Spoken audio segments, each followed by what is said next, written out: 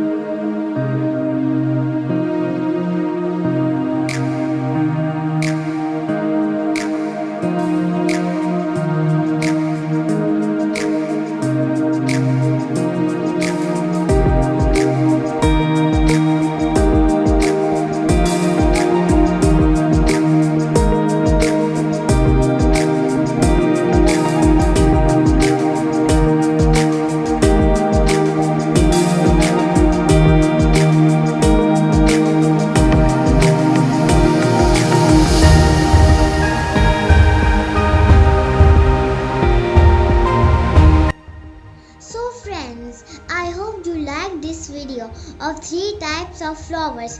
I am sure you all are enjoying watching my video. Please support to like, share and subscribe my channel so I could make more videos like this. Until my next video, it's goodbye.